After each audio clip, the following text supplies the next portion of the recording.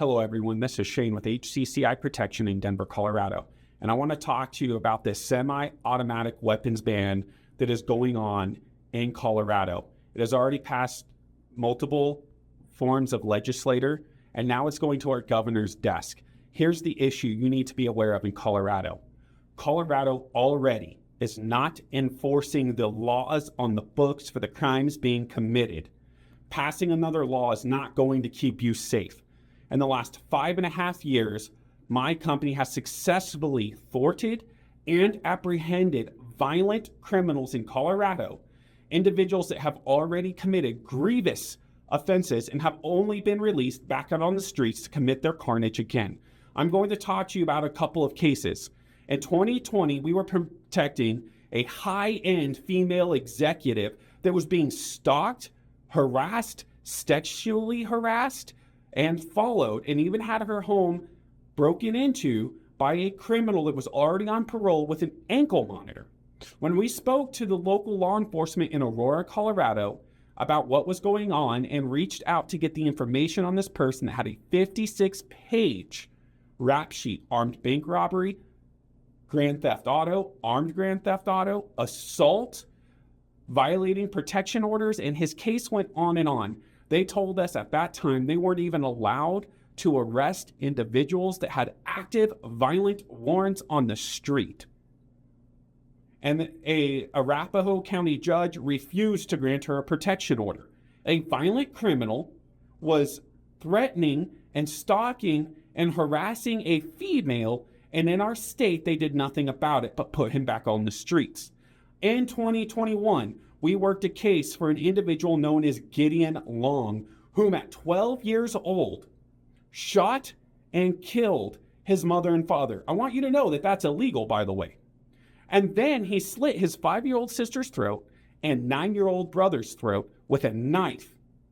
They survived, told the story, and this individual went to prison until he was 18. At 18 years old, they let him out onto the streets. At 18 years old, this individual lied his way into an EMT program and got fully certified as an EMT. There's a lot of training there, a lot of training that can be used for evil. He started causing problems. They found out his background, canceled his license. He lied his way into the United States Army saying he had never had any kind of felonies. Got almost all the way through training, including military combatives and weapons training. Started having issues in training. They found out his background, kicked him out of the Army without prosecuting him. That's a prison sentence and or a hefty fine, and he got away. Then he lied his way into another community. And in September of 2020, he went to the Shields in Loveland, Colorado to buy a weapon, lying on his background check form. He got flagged. By the way, that's against the law to buy a weapon with a felony background. Got flagged. We got hired to protect the business that he had been employed at. And in Larimer County, they kept postponing his trial date until it just conveniently disappeared from the court dockets. In 2021, our company apprehended a murderer only moments after the murder happened. The very brief background story on this is a 16-year-old boy that had taken a firearm. That's illegal, by the way. A 16-year-old adolescent, anyone under the age of 21, cannot be in possession of a pistol without a proper adult with them. This individual was in possession of a pistol and shot and killed somebody in Aurora, Colorado. We apprehended the individual ourselves. We handed them over to our Aurora Police Department and had to teach them how to take possession of the suspect from us and teach them about the ballistics at the crime scene. And then they got a plea deal and they were put right back out onto the street again to commit their carnage.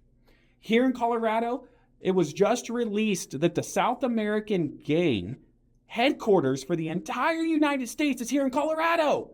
Didn't you know that our governor and the Aurora Police Department lied to us as the general public and told us that they weren't operating in Colorado?